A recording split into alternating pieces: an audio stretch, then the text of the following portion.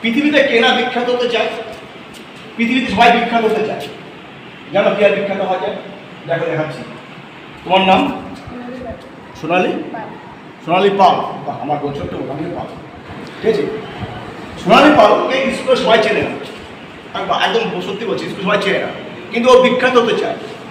ও কী করলো, একটা গাছ নিয়ে আসলো, গাছ নিয়ে ছোটো গাছ, সেই গাছটা কী করলো, স্কুলের মধ্যে লাগিয়ে দিল, যে কোনো গাছ লাগিয়ে দিয়ে বললো সেই গাছটা নাম হলো সোনালি গাছ। এমন হবে কেমন হবে না?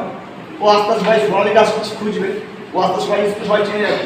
ঠিক তেমনি ও যদি পাড়ায় 10টা গাছ লাগায়, যে কোনো গাছ লাগিয়ে বললো যে প্রত্যেকটা গাছের নাম দিল সোনালি গাছ, সোনালি গাছ, সোনালি গাছ, পাড়াতে যখন যে যাবে সবাই দেখবে সোনালি গাছটা কি, তাই না?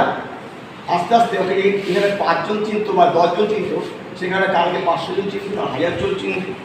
এইভাবে করতে করতে কি হয়ে যাবে, একসময় বিখ্যাত হয়ে যাবে। গাছ লাগিয়ে বিখ্যাত হয়ে যায়, হওয়া যায়, তাই না? এইভাবে হয়ে যাবে, ঠিক আছে। গাছ লাগিয়ে বিখ্যাত হওয়া যায়, গাছ লাগাই ভালো। বাবা মা সবাই ভালোবাসে, সবাই বাবা মা ভালোবাসে। বাবা মা যদি সত্যিই ভালোবাসে, বাড়ির গেটের দুপাশে দুটো গাছ লাগাবে। বাবা মা একদিন উপরে চলে যাবে, সবাইকে চলে যেতে হয়, কিন্তু সেই গাছগুলো থাকবে।